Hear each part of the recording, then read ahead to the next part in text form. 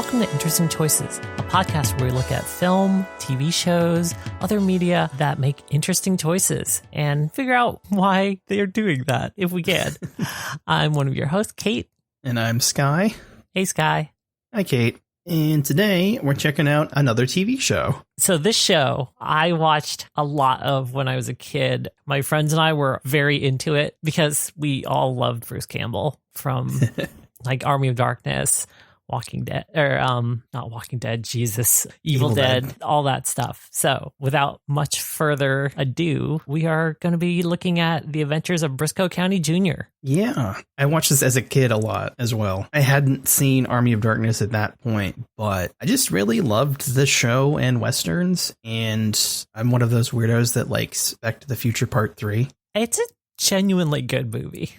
I don't know why I get so much flack. I feel like people just wanted like more of the same from the first two, and that's not what it is. So I don't know. Yeah, I think they just wanted more future. And there was very much not that. 2 was kind of the one that captured everyone's imagination because it was like, oh, hoverboards and those like self-cinching Nikes and that jacket that dries itself. And it's the future, and the future is so cool. And then Doc's wraparound mirror shades. Yeah. And then they immediately are like, but what if everything's brown and horses? What if we do a bunch of riffs on Clint Eastwood movies, and then also Doc built a 2-story tall ice maker? Anyway, we could talk about Back to the Future forever, but coming back to Brisco. Yeah. This show is not just brown and horses. It's a comedy sci-fi Western.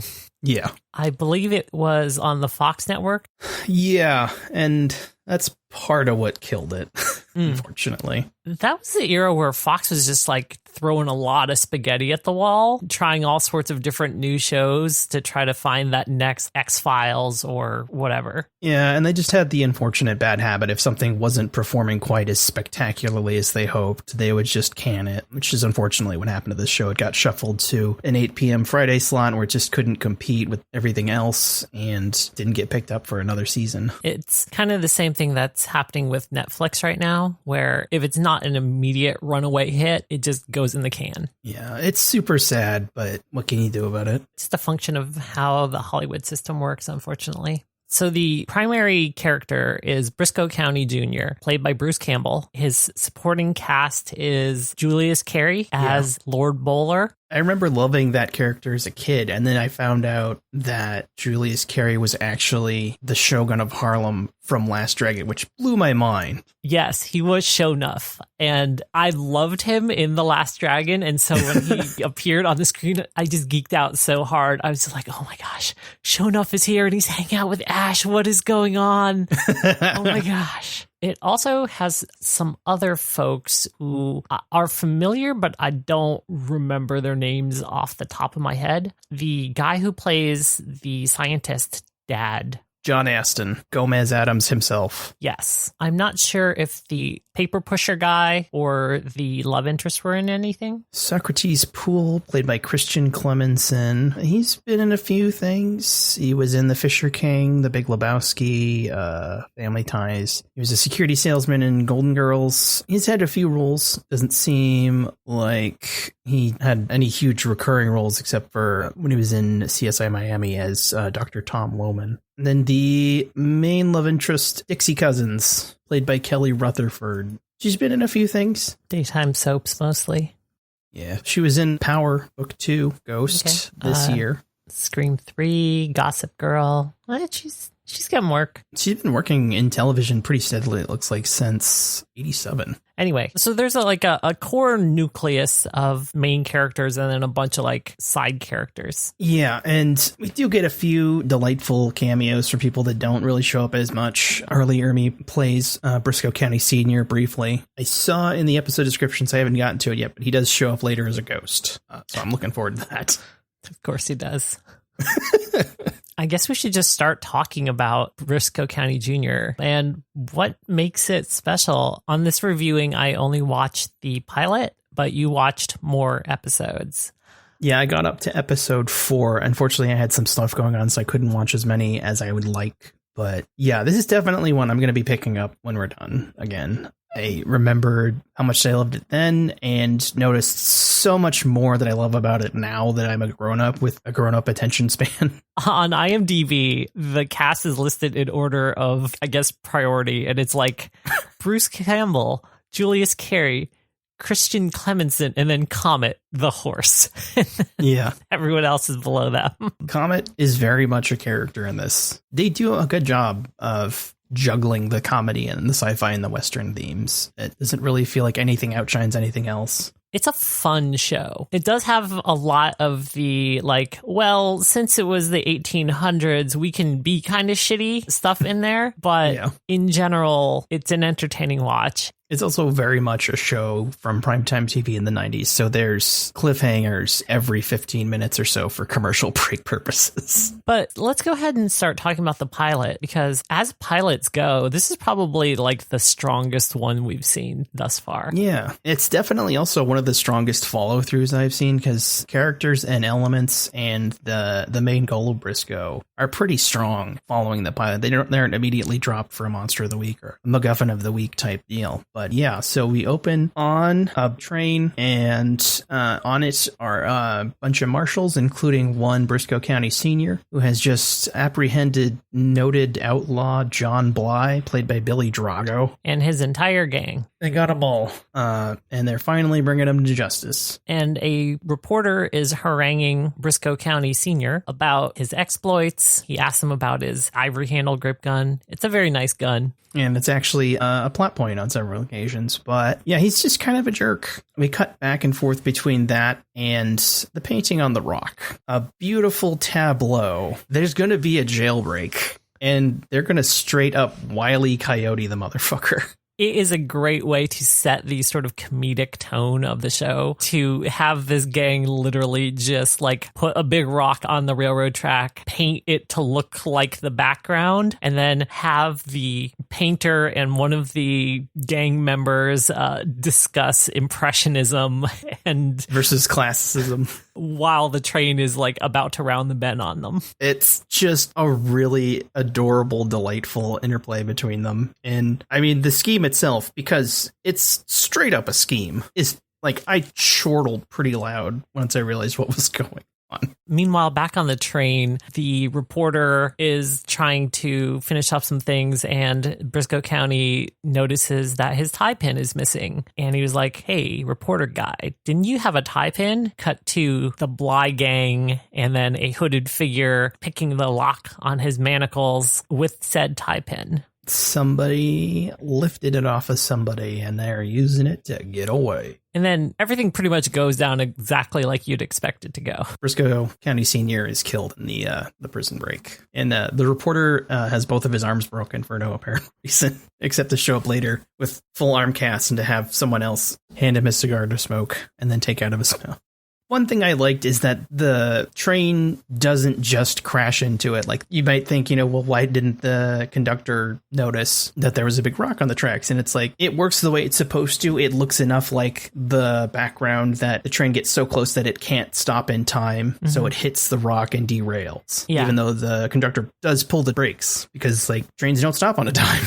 No, and they even explained that away. It was a perfect prisoner transfer, except we didn't count on the conductor's nearsightedness. Again, the show's like really well crafted. They put a lot of thought into every literal Chekhov's gun or every little loose thread that they could tie up, they did, and then they left a bunch of threads for the show to tie up later on. Yeah, and a few I wasn't really expecting until I saw them pop up in later episodes. Yeah, there's another opening scene taking place at what appears to be a mine. There are indentured servants. They're basically slave labor. They've been chained to each other, and they're working a mine for some people. And it's not good living conditions, but they blast a hole in the mine and they find something crazy. It's a bunch of Chinese laborers. If you're familiar with the history of the railroad, a lot of the railroad from the West Coast was built by Chinese labor who were brought over with the promises of wealth and work and were kept in very bad conditions. And so this show actually does a pretty good job of reflecting that part of things. Yeah, they're wearing their rice paddy hats inside the mine tunnel because you got to know that they're Chinese, but it's fine. Mm-hmm. But yeah, they stumble upon this big gold object. And it's not like shiny gold. It's kind of like a dull, brassy gold. And how would you describe this? Like, it almost kind of looks like a coronavirus. That's what I was going to say. Like someone was reaching for it. It's like, no, don't touch that. It'll make you sick. But yeah, it's basically like a big brass coronavirus model. Everyone after this point refers to it as the orb, even though it's not quite an orb. It's an orb and it's got nodules all over it, very symmetrical. And one of the workers pulls one out and it's a glowing blue with power. When you pull one of these nubby spike things, it is like a nuclear fuel rod. There's just like this blue glow, and then he just like goes and points it at his fellow compatriots. It's a weird move, but sure. I mean, in a situation like that, it's like, well, it'll either kill us or make us stronger. And it does make them stronger. They immediately get this like weird vacant look in their eyes, and then just bend down and break their chains. Yeah, they just snap them and they are out of there. The neat thing about the orb is they actually had two different props made for the pilot. There was one that was more for stunts and stuff and had the rods that you could pull out. And there was one that was actually cast out of solid brass. Wow. The laborers escape, and I think there's a scene about them trying to package up the orb for the government, or is that later on? Like at this point, it's just one of the inciting incidents. Basically what happened is the person who owns the railroad wants to keep the orb. He's played by, he was Maverick in the original Maverick. James Garner. Yeah, he says it was on his railroad, belongs to him. Someone from the government says, this is government land. You may own the railroad, but it was on the land, so it belongs to the government. The scientist says this needs to be studied at the Smithsonian, and it gets packed up by the cavalry, and one of the cavalry guys loading it up. It's like, what even is this thing? And the scientist guy is like, an unearthed foreign object. One of the workers just crudely scrawls UFO on the side of the crate, because that's what this show is. Yeah. But then we cut to a very well apportioned boardroom in San Francisco. Mm-hmm. And a bunch of rich people are discussing what to do about John Bly, because apparently he's in a bad enough outlaw that they are legitimately worried about their holdings and stuff. He's kind of a whirlwind that is going to wreck their industry. So they have decided to come together. The robber barons. Yeah, these robber barons have come together and have decided to hire someone to go after John Bly. I think this is also when we're first introduced to Socrates Poole, who has the idea of hiring Brisco County in a running gag throughout this. He says Brisco County and someone's like, but he's dead. And Socrates Poole is like, Junior.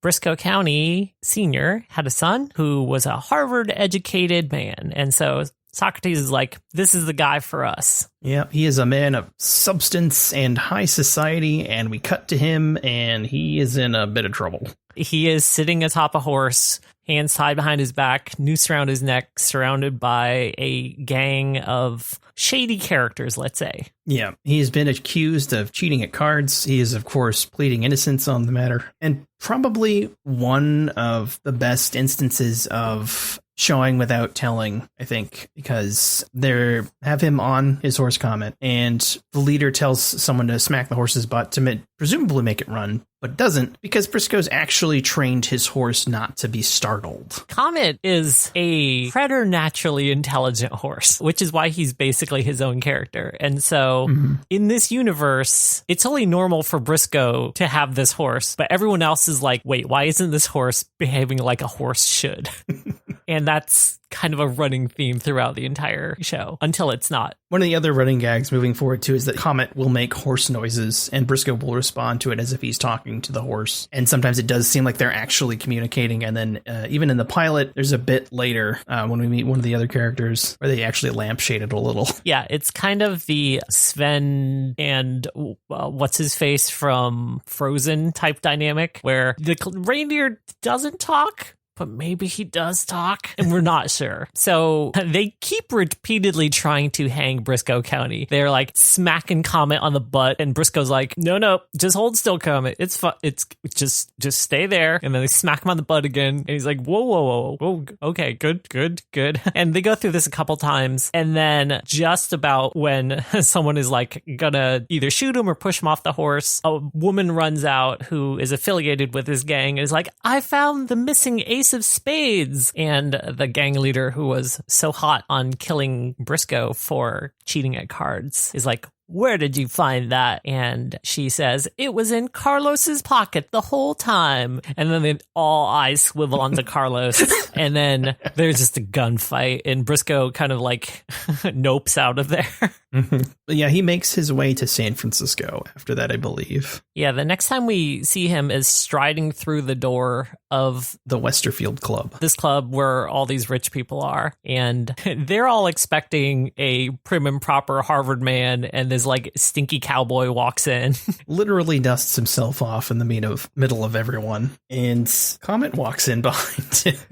It's just part of the whole Comet running gag, where Comet is a horse, but also thinks he's a person in a lot of ways, and maybe is a person. But Brisco tells him to go wait downstairs, and they've had a discussion about this. And Comet obliges, being a reasonable horse. All of the people are like, who are you? Why are you here? And he's like, yo, I'm Brisco County Jr. Also, I'm going to drink all your nice whiskey and smoke your cigars right now. It's sort of a job interview, kind of. Yeah, Socrates is like, weren't you a lawyer? And he's like, yeah, I quit. It sucks. The little exchange there is great. Like, some of the rich guys are like, what a waste of 7 years. And Brisco's like, well, it would have been a bigger waste to keep doing that my whole life. The sort of dynamic between Socrates and Brisco is wonderful, because Socrates is like a prim and proper, I think he's some sort of lawyer or something. I'm not sure what he is. He's a businessman, assistant attaché, whatever. He's from a like world with rules and laws and etiquette. And he's from a world where liaison is a respectable job. Yeah. And Brisco immediately just like cuts him down to size. He's like, oh yeah, you're Aristotle Pool, right? And he's like, no. Socrates, Euripides Pool, Socrates. Sophocles. Brisco's definitely one of those people that like gives you the wrong nicknames on purpose to throw you off your game. Yeah. Everyone is like, okay, we made a mistake. This guy sucks. We need to get someone better, like maybe Lord Bowler or something. And Brisco, hearing this, is like, whoa. I am the most qualified guy here. That's all I remember. Yeah, I kind of forget if he does like a big, this is why you should hire me speech or not. I know one of the things I do remember is they ask him what he's been doing all this time. And he's like, looking for the coming thing, because it's going to be the turn of the century soon. And there's just something on the horizon. He can just feel it. And he doesn't know what it is. He'll know it when he sees it, and he's looking for it. Yeah, he's a man very focused on the future and the potential of the future. And he talks about the future a lot in this show. But reluctantly, they agree to let him do this job, avenge his father, get John Bly, and the old guys go off. And it's just Socrates and Brisco sitting there. Brisco finds a note that is addressed to him that was slipped under the door. Yeah. I mean, he says, did you drop that piece of paper? And then it's very obviously been slipped under the door. And it's like, this restaurant, this chair at 3 p.m. And so Brisco, having not eaten for 2 days, is like, let's go. So these two are sitting at a window seat in this restaurant, waiting for whoever invited them down to come. And they aren't waiting long when a wild looking character in a tall bowler hat and like a military jacket walks up and sits down. And we are introduced to Julius Carry's Lord Bowler, probably my favorite character. Yeah, he immediately has a antagonism for Brisco County because Brisco County Sr., being the good lawman he was, really turned the tap off for the bounty hunting trade, of which Lord Bowler is well renowned. He was too good at catching the crooks as a lawman, and so fearing that his son takes after him, Lord Bowler has come to confront Brisco and to drive him out of town and say, you are not going after John Bly. This bounty is mine. Then they start a dick measuring contest right at the table when Lord Bowler pulls out a bundle of dynamite and lights it to see who's going to run away in fear. In Brisco County, he is so much Bruce Campbell and Ash all rolled into one. It's just like, okay, we're going to play this game. I'm just going to order something. And then there's a long drawn out sequence where he's making a big show of like looking through the menu, asking the waiter for recommendations, all sorts of things. Like, I'm so hungry. Everything looks so good. Do you recommend anything? The waiter is like, the minute steak. But eventually Lord Bowler sees that the wick is down to almost nothing and cuts it with his big Bowie knife. Yeah, he does the thing everyone screams at the screen for people to do whenever there's lit dynamite in a tense situation. Why didn't she just cut the wick? He slams it down on the table and chops the lit end off. This is, of course, one of the cliffhangers for the commercial break. You kind of get the cut for when Bruce just kind of calmly stares at him and then it cuts back and we get the bit. You would think it would be settled, but no, it's not. They're going to settle it with a fist fight. Yeah, they get into a fight. There's quite the tussle. Lord Bowler, like, he eventually loses, but it feels pretty even. On any day, it's a coin toss between them. Yep. Because there is no immediate resolution, they both end up in the pokey. Well, there's a good scene transition joke that I really loved. When they tussle, their table's broken. And then after Lord Bowler leaves or is knocked out, the waiter comes up with Brisco's order and he's like, I guess I'll eat at the bar. And then the cops show up and he's like, or behind bars. He is very much your wisecracking 90s protagonist. In prison, Brisco is reading a newspaper. Lord Bowler, I think, is there and not happy about being locked up. Cut to them in a courtroom. Brisco and Lord Bowler are waiting to be tried by the judge, who is very overworked. He's dispensing 60 days hard labor to everyone. More or less. Yeah. Lord Bowler's, he's been through this song and dance before, and he's like, he's tough but fair. Don't give him any sass back. Just take your 60 days. It'll be fine. But instead, Brisco shows his lawyer badge and says objection and is like, hey, I want a jury trial and show me all of the evidence and witnesses. Yeah. And I want my constitutional rights and blah, blah, blah. And the judge is like, what? No. Just get out of here. Before the judge really can say anything, Lord Bowler sees him getting angry at Brisco and he's like, I'm not with this guy. We're separate. Him not with me. But Brisco harangues him with his lawyer speak enough. The judge is just like, no, just get out of here. Your case is dismissed. Just go. Get this lawyer out of my courtroom. Yeah, Lord Bowler tries to write on out of the Brisco's coattails, but the judge says, hey, no, wait, you still need to be sentenced. He's like, but I'm with him.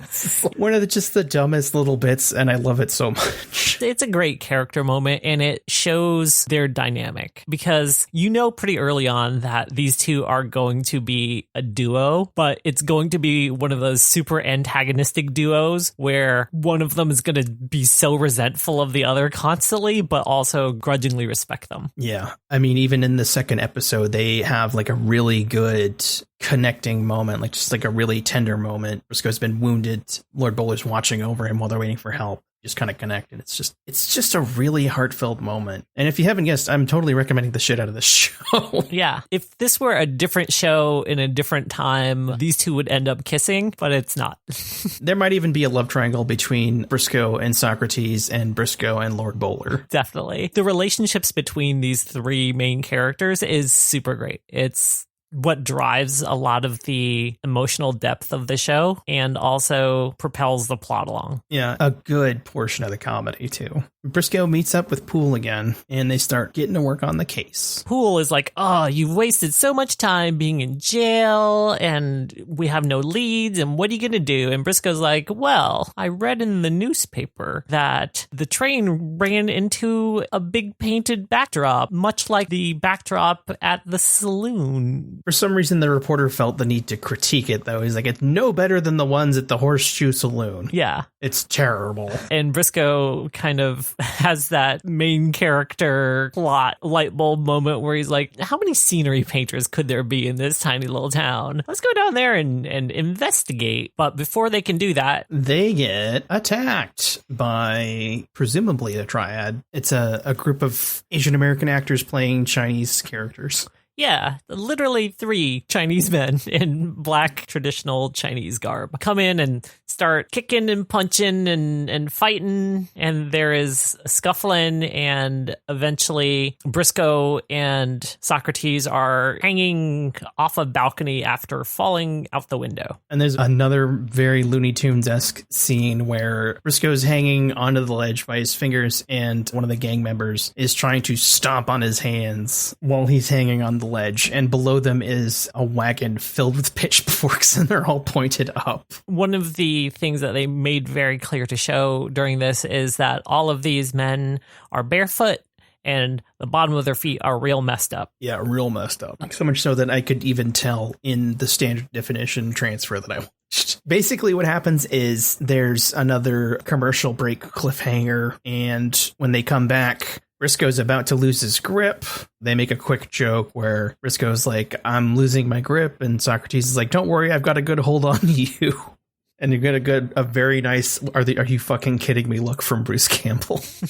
But yeah, the driver for the wagon comes back and moves it just as Bruce Campbell loses his grip, and they fall into the second wagon that's attached to the one full of pitchforks, and that one is full of hay, and they aren't impaled horribly. Somehow, during the tussle, Brisco County has managed to grab what looks like a medallion off of one of the assailants, and he holds it up, and he's like, we got a clue. So the Scooby Gang split up. Socrates is going to go check out the Horseshoe Saloon, and Brisco's going to go to Chinatown and see if anybody knows anything about a necklace. In Chinatown, he just randomly picks an antique store, goes in and has a really goofy conversation with the clerk.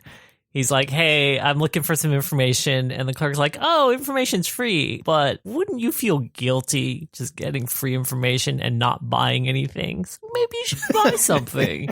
And Brisco's like, fine, I'll buy that music box. It's like $20. But I need a receipt. Yeah, Socrates, when they just met and they're still really antagonistic, Socrates is like, and if you think that you're getting reimbursed for any expenses, you are not doing it without a receipt. So there's just a running gag where he always asks for receipts. And the clerk is just like, oh, I can't believe you're making me get a receipt. What? Just all this work for me? And he turns around, starts trying to like get the receipt ready, and Brisco pulls the medallion out of his jacket and is like, hey, have you seen this? The guy's like, oh, geez, I just remembered. We're closed. Get out. Yeah, Chinese holiday. Generic Chinese holiday. He hustles Brisco out the door, and dumbfounded Brisco's just standing in the street like, what just happened? He goes over the window. The guy like flips the sign over from open to shut. Yeah, and I was really hoping we'd get through the movie without like that really bad Asian font. Chopsticks font? Yeah. No, of course not. It's on the open shut sign. Yep. They're so close. Yeah, there's definitely a lot of things. It is what it is. It could definitely be a lot worse. Yes. Brisco, undeterred, decides I'm getting in there and I'm going to get some information. And he takes out his knife and definitely picks the lock and sneaks into this antique store. But the clerk is gone. Yeah, and there was a camera zoom in so that you know it's important on the bell earlier with a sign that says ring once. So Brisco goes behind the counter and rings twice and falls through a trapdoor. That is one of those comedic things that I cannot imagine how that would work in real life, where sure. I mean, presumably the guy wouldn't be standing on the trapdoor when he uses it. I guess. Because there's a ladder. Yeah, but the fact that it would be attached to the customer bell in the first place is wild. Oh, yeah. You get one angry customer and then you've got broken shins. Yeah. He descends the ladder into this cavern underneath Chinatown. Yeah, he goes to the caverns and he comes upon like a big pit full of hot coals, and a bunch of guys are, I guess, training, I would assume, over the hot coals. Like they're standing on them and they're sparring with each other, and everyone's shirtless. And he's having a good look around, and then he turns around and there's a kid there, and he puts his finger up to do the shush motion, and the kid smiles and nods, and then he turns back around and the kid smashes his head with the face. Yep. Cut to Brisco captured by the Scarred Foot Clan, led by James Hong. Yeah, legendary actor and possibly the only Chinese man in Hollywood for the very longest amount of time. consummate workaholic and professional James Hong. He is the leader of the Scarred Foot clan, and he knows that Brisco County is working for Big Smith, and therefore they're going to kill him by ritual combat. They steal his shoes, and they're going to make him jump on the hot coals and kick his ass. And he's perched on the edge of the coal pit, and they keep like trying to shove him onto it, and he is just not doing it. And the guy's coming towards him, and he gets knocked onto the coals and is jumping around when the leader calls everything to a halt and is like, where did you get this gun? Yeah, they disarmed him earlier, and he takes a look at the gun, and he notices something familiar about it. And Brisco's like, well, who wants to know? He introduces himself as Li Pao, the head of the Scarred Foot clan, and wants to know who Brisco is. And he says, I am my father's son. To which he receives a warm hug and greeting from compatriot of Brisco County Sr, Li Pao, who carved the handle of that gun to give to his friend after Brisco did him and his people a great service. The Scarred Foot clan basically protect everyone in Chinatown from Big Smith's gang. They just sort of assumed that Brisco was with them because he's white, because why wouldn't you assume that? I mean that sincerely. Beforehand, Big Smith and his gang were like, oh, we got to get Brisco County Jr. How are we going to do that? Oh, we'll get the Scarred Foot clan to do it. And they're like, but wait, they hate us. And Big Smith is like, exactly. So Big Smith basically tricked them into going after Brisco, thinking that he was one of their goons. Yeah. But he reunited these two allies in common cause, and Brisco learns a little bit about the history of his father and the Scarred Foot clan, the orb, and the name of Big Smith's girlfriend. And this is when we first hear the name Dixie Cousins. Having gotten a lot of freaking information all at once, Brisco and Socrates meet up in the Horseshoe Club. And it turns out that Brisco's hunch about the scenic painter kind of paid off. The one who worked there quit right before the train robbery happened. As they're digesting that information, a young girl is being harassed by a creepy guy who is trying to get fresh with her, and she goes to knock him out and then punches Brisco in the nose. The guy dodges, and she nearly knocks Bruce Campbell's block off. And he's laughing, and then she just destroys him. Yeah. They have a little meet cute. Mm-hmm. And you can tell there's like some clear chemistry there. And then her eccentric scientist father comes up.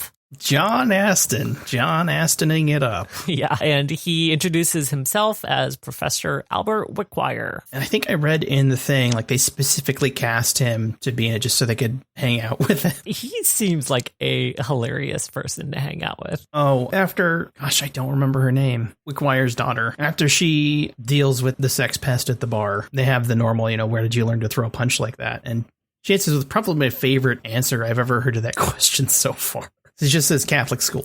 Yep. I think her name is Ellie. Socrates and, why did I forget Brisco County's name?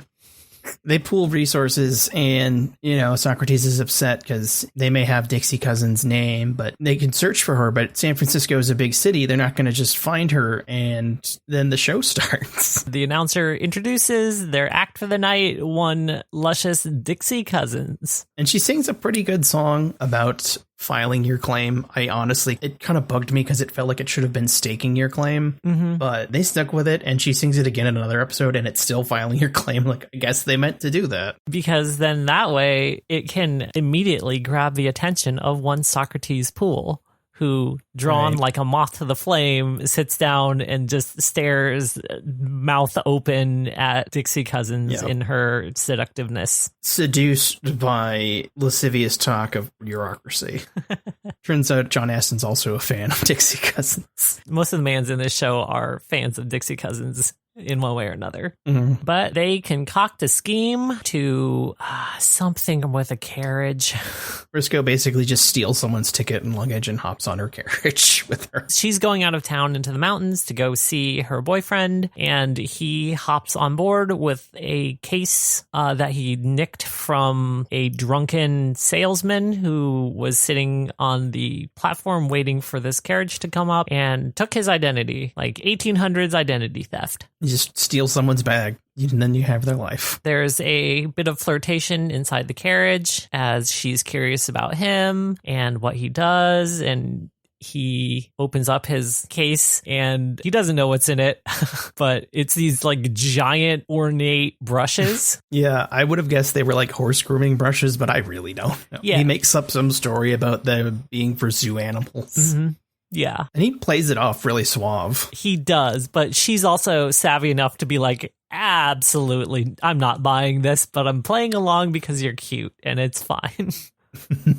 And there's a great line where she falls asleep and she wakes up and he's like, I hate sleeping alone. He's like, you weren't alone. I was here the whole time. And she's like, that's not what I meant. She's very flirtatious with him. But then cut to the mountains where the Big Smith gang is waiting on horseback to greet this lady. And then something happens with the carriage. Gosh, I don't remember. Something happens to the drivers and the carriage goes out of control. Yeah, I don't remember. I think either they were drunk and they fall off or they get shot. I honestly don't remember. Regardless, cut to runaway carriage, and it's time for Brisco County to spring into action. And she's like, she turns to him and she's like, well, what are we going to do? And he's like, well, I could crawl out the side, climb up on top, jump to the rear horse, avoid all of the hooves, crawl to the lead horse and try to stop them all. Or we could just jump. And he grabs her and they yonk off, rolling into the dirt. I love it so much because it's like 2.5 minutes of explaining this really elaborate plan, which just ends with him saying, or we could jump, and they jump.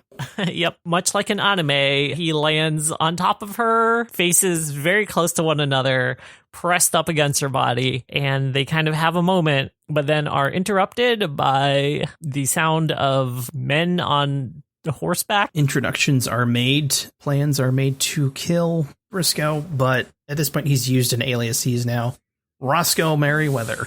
Yeah, except nobody really buys that, and they're like, who are you? And he's like, actually, I'm not Roscoe. Marry whoever. He says the name, and then someone's like, from Kansas, and is like, yep. And thankfully the old codger in the group knows that name, and nobody knows what he looks like. Yeah, but the old codger's like, oh, I saw you kill 5 guys in a saloon for just no good reason, but I didn't get a good look at you because I had my head buried in the sawdust. Yeah, and because this is the 90s and it was supposed to be a family show, they don't say son of a bitch, so they say son of a buck often. Impressed by his reputation, they invite him to join their gang in some libations, also as a thanks for saving Dixie. They get along pretty good at the bar. Big Smith has a hat with a money band on it. $3,000. Yeah, like it's a real non sequitur and it never comes to anything. It's just kind of a funny way to have a price on his head joke be in there and it not really be in addition to actually having a price on his head. It's just a fun little moment. Then Big Smith and Brisco sit down and they have a little chit chat, and Big Smith reveals that it was him and his compatriots that killed Brisco County Sr., and he's trying to get a rise out of this stranger who he's still suspicious of by saying all these insulting things about Brisco County's father, but trying to play it cool. Brisco County's just like, never heard of that guy. He plays it exceedingly cool and even has a good moment where he like pretends to get himself figuratively confused with his father to make it seem like he's never really heard of this Brisco County Jr. guy. You mean the guy that died? But somehow that's okay for them. Yeah. Brisco goes to wire Socrates the information he's gotten so far because Big Smith has spilled some of the beans on the... Brisco County now has information and decides to go and telegraph that information back to Socrates in San Francisco. And so he goes down to the telegraph office. There's a bit of a gag about him sending the message in Latin and then knowing enough Morse code to correct the clerk who was spelling it wrong. He runs into Ellie, but then some of Big Smith's gang comes in, including Pete, the eloquent fellow art appreciator from the beginning of the episode. Yeah, he's kind of the wild card of the bunch, as it were. Mm-hmm. In anything else, they would probably call him Mad Dog Pete. Yeah. There's a tense moment right up until John Astin stumbles into Pete with what looked like part of a camping chimney. I wasn't sure what was going on. Yeah, they were just like big black metal tubes. It could be the chimney for like a stove or something. But he drops them on Pete and his gang. He doesn't seem to really understand what he's done. He just is like, oh, pick those up for me. He's still pretty polite about it. Like, he apologized and he's like, I'm so sorry. I don't know where I'm going half the time. Yeah, but he does not realize that he has angered the gang that basically controls this town. Very oblivious to the imminent mutilation. Pete is not having any of this, draws his gun on the old man and is like, I'm going to shoot you, old man. And Brisco, well, he's got to be a hero. He's like, put the gun down, Pete. And so the gun is turned towards Brisco. Pete has been itching to go after Brisco the entire time. He does not trust him. But Brisco's trying to calm him down. And Pete's like, no, we can go outside and duel if you want. But like, I'm the fastest gun in the West. And blah, blah, blah, boasting about himself. And then Brisco just reaches out and grabs his gun and then does a little like pistol swirl and then points it back at him. Just plucks it right out of his hand. And everyone in the gang's like, he touched Pete's piece. Everyone is like, oh God, that's bad. Brisco, realizing that he might have overstepped a little bit, is like, no harm done. Here's your gun back, Pete. But Pete is not having it. He's like, no. You and me outside. You and me outside right now. We're going to duel. You know, he has like this really brief, like manic moment where he thinks everyone's... I feel like this was like from some kind of recurring trauma that he had as a kid, where everyone laughed at him for having big ears, and it just comes out whenever something like this happens, and he practically screams it. Yeah, he was sort of triggered by Brisco being like, Pete, just forget it. Let's just forget this happened. Right. And Pete's like, forget it. Forget, like, tearing pages out of a book of my memories.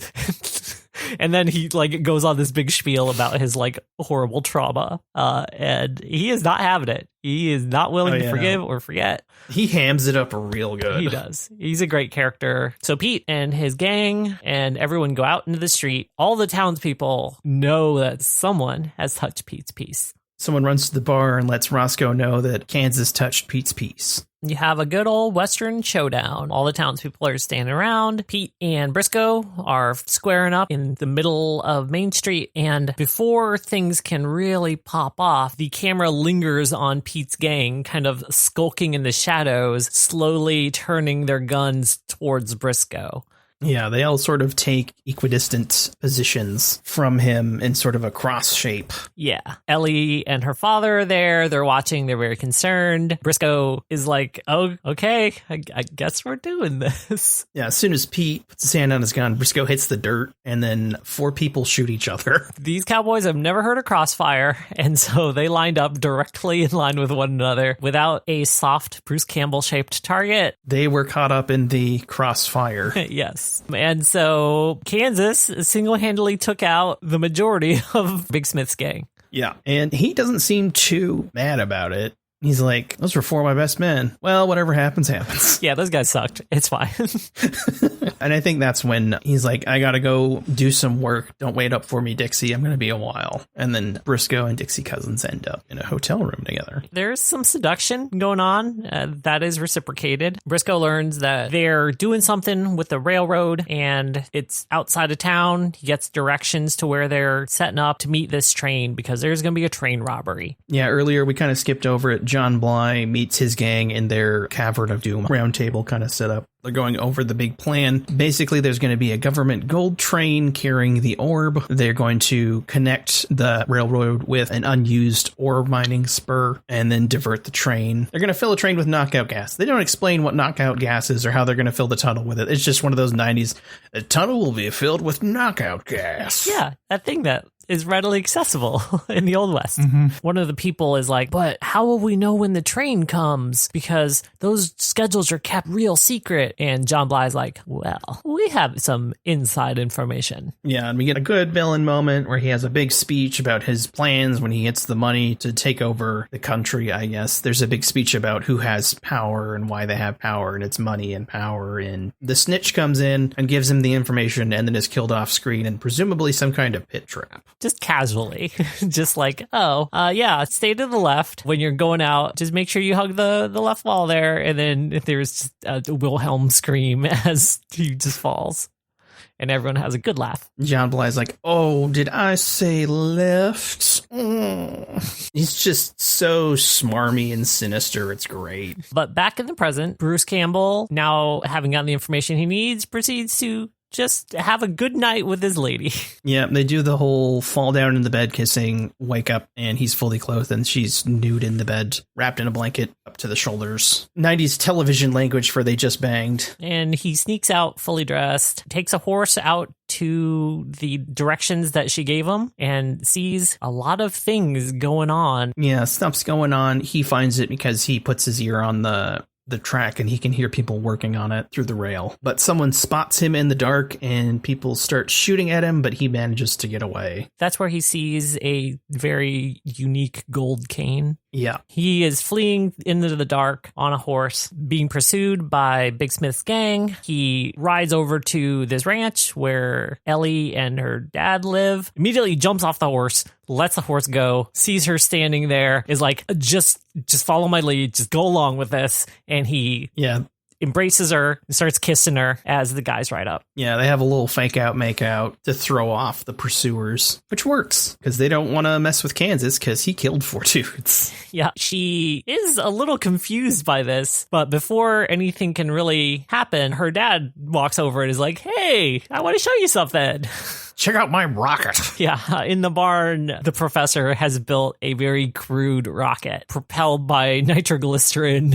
And this is where Brisco gets to show off some of his Harvard smarts. And they're like, wait a minute. No mere outlaw would know about how many fins to use for maximum stability and propulsion. But who are you? Yeah, he just kind of casually mentions that you'd be better off with 4 fins instead of 2. He introduces himself as Brisco County and is impressed with this construction. He's like, this is the next big thing. These rockets will explore the stars. And Professor Albert Wickwire finds that he has met a kindred spirit, a man of science and learning and vision. Meanwhile, while they're nerding it up, Lord Bowler has escaped from custody. But before Brisco left to take care of business, he gave strict instructions to Socrates to give Comet a green apple every morning. Mm-hmm. Back in San Francisco, you see Socrates wander into the stable holding a red apple, apologizing to Comet that that's the only one that he could find. But whatever, you're a horse, you won't know the difference. Comet's not having it.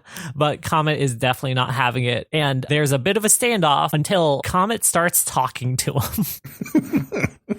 They have a good bit of conversation before you realize it's Lord Bowler throwing his voice. I'm pretty sure Socrates knew the entire time, and it was just like, is he actually trying to do this? Because if he is, I'm going to go along with it because this is the stupidest thing I've ever seen, but sure. Yeah, they have a whole exchange. He's like, well, that's something, Comet, or should I say Lord Bowler, who pops up from the adjacent stall. Lord Bowler, not having gotten the information on Brisco's whereabouts from Socrates, has a better idea and a pocket full of green apples and decides to use Comet to sniff him out. Yeah, to track him, which isn't a half bad idea, honestly. Mm-hmm. It doesn't work out so well, though. Or it does. Kind of. After having parted ways with the professor and his daughter, the next morning, Brisco sidles up to the bar and is greeted by Dixie, who's like, you should have stayed and we could have had breakfast in bed. But before any more hard flirting can happen, Big Smith walks through the door of the saloon with Lord Bowler in tow. They got him tied up and they know Brisco County Jr. is not only on their trail, he might even be in this very town. Or this very bar. And if he's here,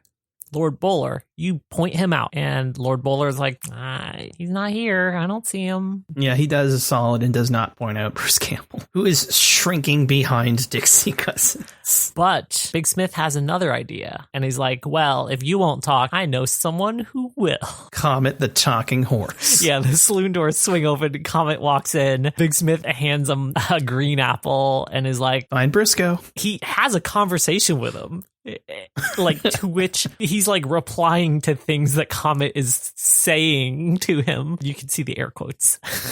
But Comet decides to snitch out Brisco. Yeah, there's a good POV shot of the horse walking along the bar and people getting out of the way, and then comes up to Brisco and he knows the jig's up, so he's like, hey, Comet. Cut to these two tied up on a railroad track. The train is a coming. Yeah, Big Smith's like, well, we'll see you boys later. We have a train to catch, but you will catch it before we do. And then there's just a dumb little funny line where Lord Buller's like, what train? And then the train whistle blows. They're tied back to back, sitting down with their hands and feet bound, and the train is a coming, but so is Comet. And Brisco realizes he can get Comet to chew the ropes off, but Lord Bowler wants to get free first, so there's sort of a bribing war between them to try to get Comet to come to one side or the other and free one or the other. Yep. But in the end, he doesn't actually chew the ropes off. He stomps on Brisco's restraints, snaps the one tying his arms to his legs, and then Brisco manages to loose himself and then grabs Lord Bowler and they go tumbling off. Just before the train hits. Brisco is freed from his restraints, but Lord Bowler is still tied up. And Lord Bowler's like, let me out, Brisco. And he's like, I'll come back for you. I got a train to catch. Yeah. And he hops on Comet and starts riding in the opposite direction of the train. He has a plan, and it involves putting a saddle on a rocket.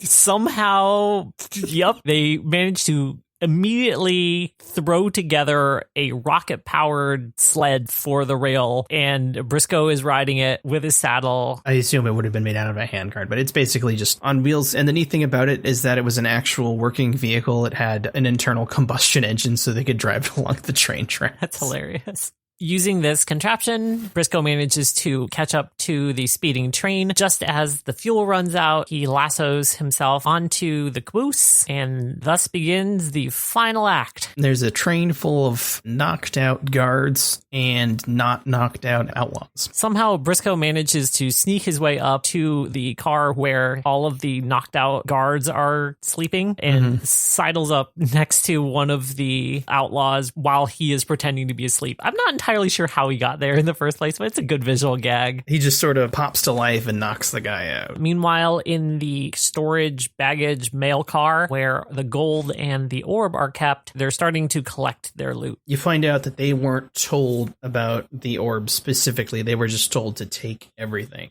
Yep. Which includes the UFO, as one of them says. They open up the box and they're like, what is this thing? It's real weird, but we should take it because our boss told us to take everything. And the two minions get lassoed. And then we get a big old fight between Brisco and big old Big Smith. It's not unlike the train fight that we saw last time. Someone tries to push Brisco out the door, but he doesn't go out the door. And he manages to do the turnaround where Big Smith is in front of the door and Brisco, quick thinking, grabs the orb, hucks it at him, and they both go flying out the door and off of a very tall trestle bridge into a large river. It was great. He just yeets the orb at him and knocks him right out. And then it cuts to an action figure plummeting down an HO scale trestle. It's real good. The minions are like, okay, you murdered our boss. Cool.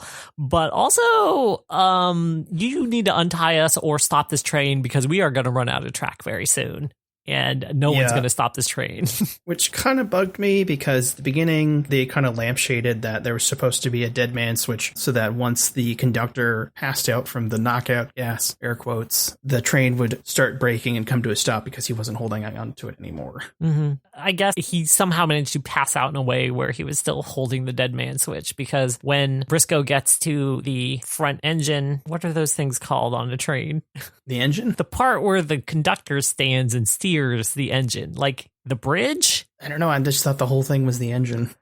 Yeah. Anyway, the engine control room, the conductor is there, passed out, and everything is super hot. Brisco, he tries to touch the brake and it is like steaming, sizzling on fire hot. The train is rushing forward.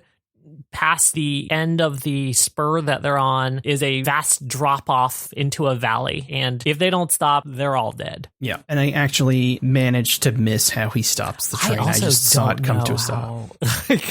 Regardless of what happens, I think he doesn't actually super stop the train, but it does come to a stop. It does that thing where it like starts skidding to a stop, and then like the front car like dangles over the edge but doesn't fall. And the neat thing about it is apparently, I don't know if it was a model, but that train for that shot was actually the one they used in Back to the Future 3. That's cool. But yeah, Brisco stops the train and everybody's apprehended, and then he heads back to San Francisco to tie up some loose ends. Mm-hmm. You see one of the robber barons there sitting in the club where Brisco was hired. Brisco walks in and is like, hey, I want to talk to you about some stuff. And the guy's like, oh, well, if you want to collect your payment, go see Socrates, because like, I don't care. And Brisco's like, you and I need to have some words. Brisco deduces between seeing the cane and the events with the orb that, and this is the robber baron played by James Garner, that he had wanted to keep the orb. Unfortunately for him, the government had claimed it as government property and he wanted it back. So he tipped off John Bly's gang as to the schedule of the train. And the deal was that they would get all the gold on the gold train and he would get the orb in order to use the power of the orb for capitalism. Brisco's like, why would you want this orb? What good is this orb to you? And the guy's like, well, you see, it gives you superpowers. And if you ask the Chinese workers, you would know that. But I know that because I used it on myself. And then he chucks him around the room like a ragdoll. Yep. And there's a bit of a fist fight tussle, and it looks like Brisco's gonna get his ass handed to him, but he manages a good solid punch and knocks the robber baron down. It turns out one of the secondary things that the rods do besides giving you super strength is also turn you into the Crypt Keeper. It's kind of a Raiders of the Lost Ark moment. This guy just falls down and then immediately just like starts melting and desiccating and turning into a pile of dust. It's very reminiscent of how the bad guy dies at the end of Indiana Jones and the Last Crusade. It's especially funny because the creators of the show were the writers for Indiana Jones and the Last Crusade. That makes a lot of sense. You have a hammer, everything looks like a nail. Yeah. Having somehow vanquished his foe who suffered the consequences of using this supernatural power that he was not meant to use, Brisco ends up wrapping up this part of his adventure. But knowing that there is still more to come, he goes and says some words to his old man. Yeah. I kind of feel bad making fun of how fake the grave looks. But they were very fake looking. Yeah, but he does have some very heartfelt words for his father there. And, I lost my father in 2015 to cancer, and I got pretty choked up on that scene. Yeah, same.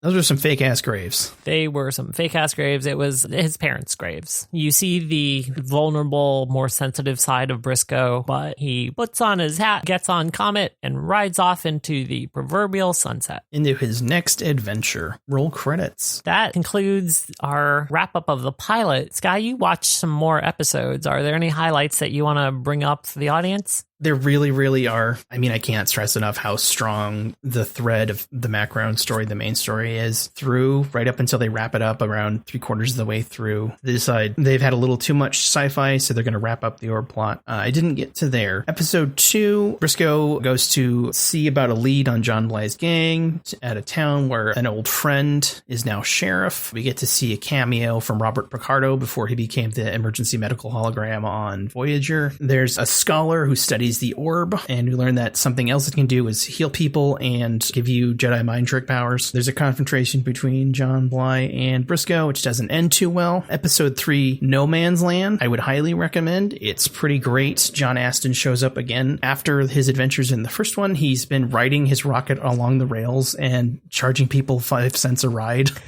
and been making a pretty good living on it.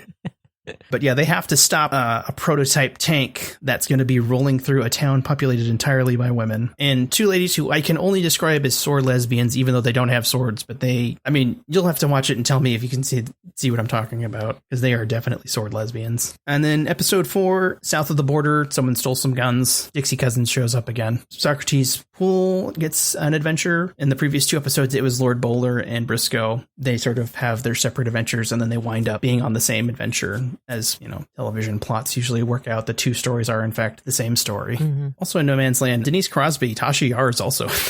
Wow. Okay.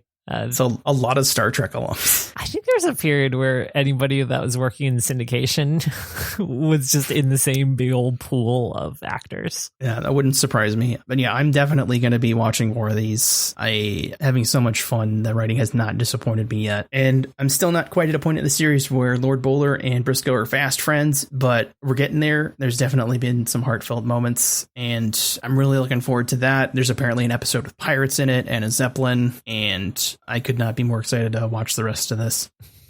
I heartily recommend that you check this show out if you enjoy comedy, some level of sci-fi. Definitely if you like Westerns. Yeah. If you like Bruce Campbell at all, this is just a Bruce Campbell feast. And just another fun little tidbit before I forget about it, but Lord Bowler has like a ton of weapons. He's got like a sawed-off double-barrel shotgun, a Lamat revolver, and something called a mare's leg. That prop, there were actually 2 of them, and they went on to be used in Firefly by Zoe. All right. Well, that is Brisco County Jr. Kate, where can people find you on the internet? You can find me on Twitter and TikTok as Army of Meat.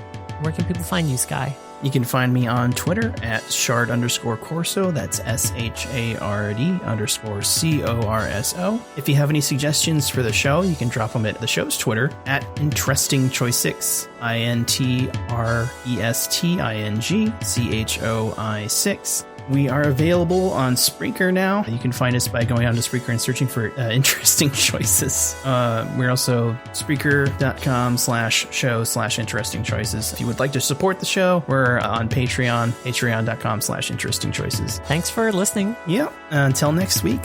Thanks for listening. Bye. Bye.